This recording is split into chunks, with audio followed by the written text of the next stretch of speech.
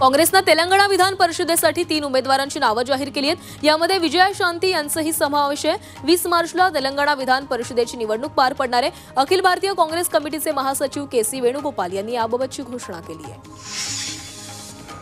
सोलापूर महानगरपालिकेत कर्मचाऱ्यांच्या प्रलंबित मागण्यांसाठी आयुक्त डॉक्टर सचिन ओंबासेंनी सर्व कामगार संघटनांची बैठक घेतली। 2 महिन्यात प्रलंबित प्रकरणे निकाली काढण्याचे आश्वासन आयुक्तांनी कामगार संघटनेला दिले आहे।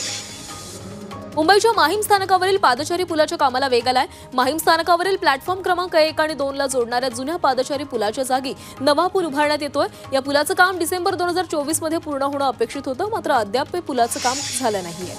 बेवारस वाहनांची मुंबई महापालिकेकडून विल्हेवाट लावली जाणार आहे। माटुंग्यामध्ये पोलिसांनी धडक कारवाई केली आहे। बेवारस वाहनांमुळे धोका निर्माण होतोय आणि काही ठिकाणी गाड्यांमध्ये गैरप्रकार चालत असल्याचं उघड झाल्यानं ही कारवाई होतीये।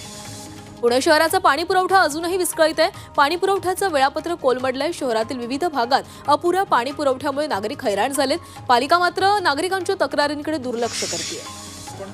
बदलापुरात कात्रप परिसरात शेकडो रहिवाशांना मोठा दिलासा मिळालाय।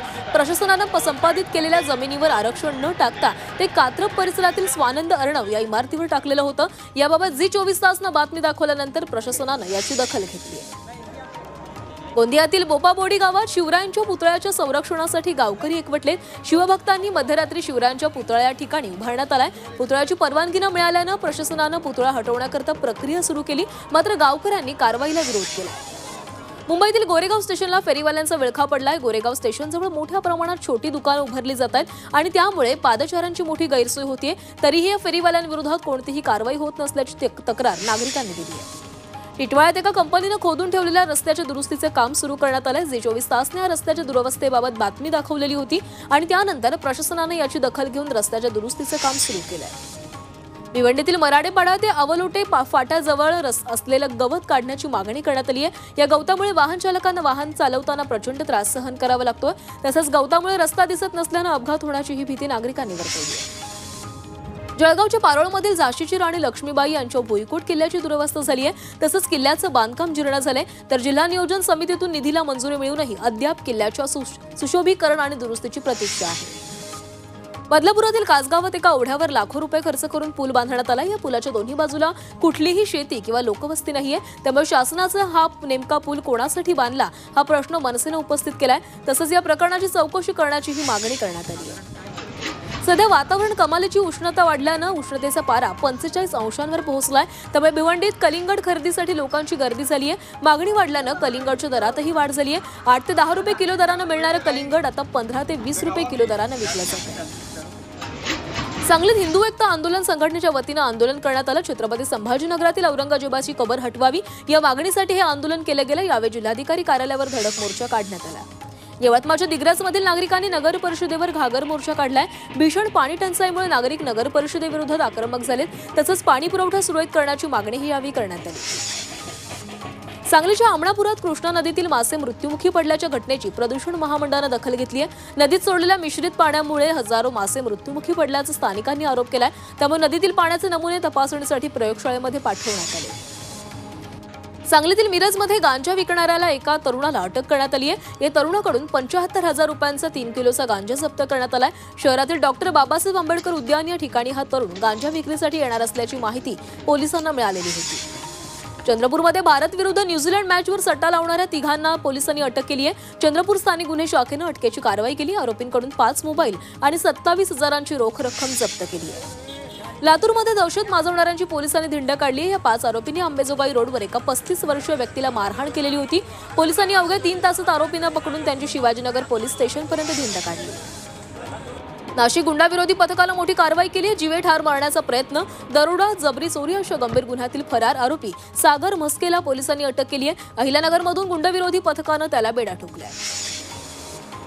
रेल्वे गाड्यांवर फुगे मारणाऱ्यांवर गुन्हा दाखल होणार आहे। होळी आणि धुलीवंदनाच्या पार्श्वभूमीवर पोलिसांची रेल्वेवर करडी नजर असणार आहे। प्रवाशांवर फुगे आणि प्लास्टिकच्या पिशव्या मारल्यास 2,500 रुपये दंड आणि 3 महिन्यांपर्यंतचा कारावास किंवा दोन्ही अशी शिक्षा होऊ शकते, असा इशारा लोहमार्ग पोलिसांनी दिला आहे।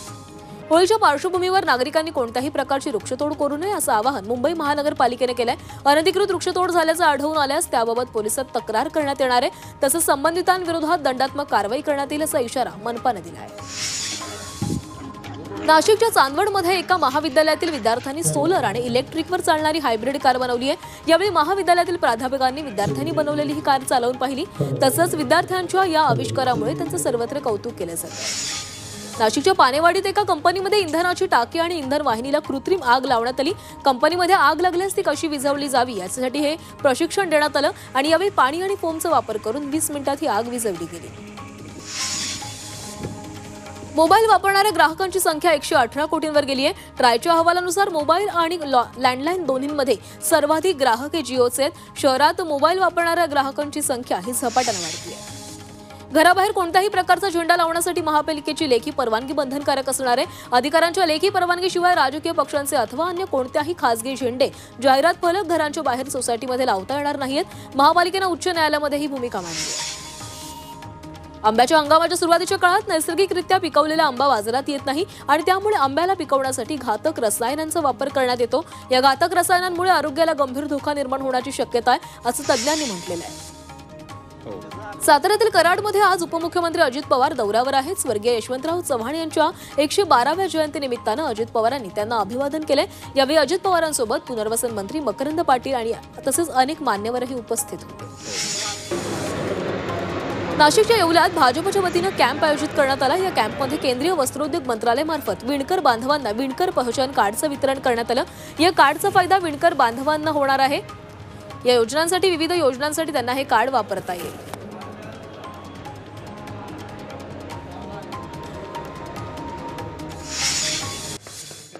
येवल्यात येत्या 23 मार्चला भारतातलं पहिलं संविधान लोककला साहित्य संमेलन होणार आहे। साहित्य संमेलनाच्या बोधचिन्हाचं अनावरण झाले। लोककवी वामनदादा कर्डक प्रतिष्ठान, डॉक्टर बाबासाहेब आंबेडकर प्रशिक्षण संस्था, पंचायत समिती शिक्षण विभागासह संयुक्त विद्यमानं आयोजकांची इथं बैठक झाली आणि यावेळी साहित्य संमेलनाच्या बोधचिन्हाचं अनावरण झालं। सरसेनापती संताजी या पुस्तकावर आधारित रणधुरंधर संताजी हा मराठी चित्रपट प्रेक्षकांच्या भेटीस येणार आहे। दिग्दर्शक अमोल गोळे हा चित्रपट दिग्दर्शित करणार आहेत। तर या चित्रपटाच्या पोस्टरचं अनावरणही पुण्यात करण्यात आलं। इंडियाज गॉट लेटेंट या शोमध्ये आक्षेपार्ह टिप्पणी केल्याप्रकरणी युट्यूबर आशिष चचलानी हा महिला आयोगासमोर हजर झाला। आशिष अश्लील कमेंटच्या संदर्भात महिला आयोगानं त्याची चौकशी केलेली आहे। याआधी महिला आयोगानं रणवीर अलाहाबादी आणि समय रैना यांनाही समन्स बजावला होता। न्यू इंडिया कोऑपरेटिव्ह बँकेतील 122 कोटींच्या अपहारातील मुख्य आरोपी आणि बँकेचे महाव्यवस्थापक हितेश मेहता याची पॉलिग्राफी चाचणी करण्यात आली आहे। हितेश चौकशीत सहकार्य करत नसल्यामुळे त्याच्या लाई डिटेक्टर चाचणीसाठी आर्थिक गुन्हे शाखेनं न्यायालयाकडे अर्ज केला होता। सांगली जिल्हा मध्यवर्ती बँकेकडे तब्बल 14 कोटी 72 लाख रुपयांच्या जुन्या नोटा शिल्लक आहेत। नोटाबंदीनंतर 500 आणि 1000 रुपयांच्या जुन्या नोटा सध्या बँकेत धुळखात पडून आहेत। रिझर्व्ह बँकेकडे नोटा जमा करण्याबाबत जिल्हा मध्यवर्ती बँकेनं वारंवार पाठपुरावा केलेला आहे। सोलापूरच्या अक्कलकोटमधील 10वीच्या गणिताच्या पेपराबाबत उपशिक्षण अधिकाऱ्यांनी स्पष्टीकरण दिले। अक्कलकोट तालुक्यातील वेगवेगळ्या गावांमधून पेपर आले, मात्र अंतर लांब असल्यानं आणि त्या दिवशी 2 पेपर असल्यानं उशीर झाल्याचं गटशिक्षण अधिकाऱ्यांनी सांगितलं। मुंबई महानगरपालिकेनं निकामी वाहनांविरोधात मोहीम सुरू केली आहे। माटुंगा परिसरातील विविध रस्त्यांच्या कडेला असलेली वाहनं तसंच बेवारस आणि निकामी वाहनं ही वाहनधारकांना नोटीस बजावली जाणार आहे। यामध्ये 54 बेवारस वाहनं उचलली जाणार आहेत। नवी मुंबई महापालिका मुख्यालयाच्या समोरील आणि NRI या पोलीस ठाण्याच्या शेजारील परिसरात 200 पेक्षा अधिक झाडं तोडली आहेत। याविरोधात पर्यावरण प्रेमींनी आक्रमक पवित्रा घेतलाय। संबंधितांवर गुन्हे दाखल करण्याची मागणी करण्यात आली आहे। पालिकेनं झाडं तोडण्यासाठी आणि तेथील जागेचं सपाटीकरण करण्यासाठी वापरण्यात आलेले 3 JCB जप्त केले। कल्याणमध्ये निर्माणाधीन इमारतीच्या पहिल्या माळ्यावरील पार्किंगचा स्लॅब कोसळलाय। पार्किंगच्या स्लॅबचं काम सुरू असताना ही दुर्घटना घडलेली आहे। या दुर्घटनेमध्ये 4 ते 5 मजूर जखमी झालेत। कल्याणच्या खडकपाडा परिसरातील ही धक्कादायक घटना आहे। अकोल्यात मॉर्निंग वॉकसाठी गेलेल्या एका महिलेचा अपघाती मृत्यू झालाय। भरधाव ट्रॅक्टर अनियंत्रित झाल्यानं ट्रॅक्टरची ट्रॉली उलटली आणि या ट्रॉलीखाली दबून या महिलेचा मृत्यू झालाय। उत्तर प्रदेशात होळीचा उत्साह पाहायला मिळालाय। वाराणसीच्या मणिकर्णिका घाटावर रंगभरी एकादशी निमित्त मसान होळी साजरी करण्यात आली। उत्तर प्रदेशातील होळी उत्सवात मसान होळीला विशेष महत्त्व आहे। पंढरपूरमधील विठ्ठल रुक्मिणी मंदिराच्या मुख्य गाभाऱ्यातील संवर्धनाचं काम 5 जूनपर्यंत पूर्ण होणार आहे। मंदिर समितीचे सहअध्यक्ष गहिनीनाथ महाराज औसेकर यांनी या संदर्भातील माहिती दिली आहे। तसंच गाभाऱ्यातील कोटिंग कामासाठी दर्शन वेळेत बदल होण्याची शक्यता आहे। बीडच्या श्री क्षेत्र नगद नारायण गडाच्या 10वे उत्तराधिकाऱ्यांची घोषणा झाली आहे। श्री महंत संभाजी महाराज यांची उत्तराधिकारी म्हणून घोषणा झाली। यावेळी विश्वस्त, भाविक आणि संत महंत उपस्थित होते।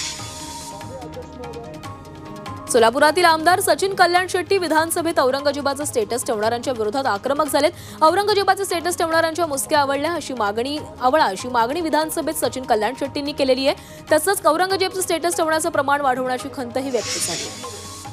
पुण्यात थकबाकीनं भरणाऱ्या एका सोसायटीवर पालिकेनं कारवाई केली आहे। या कारवाईमध्ये एकूण 128 मिळकतींना मिळकतकर विभागानं टाळे ठोकलंय।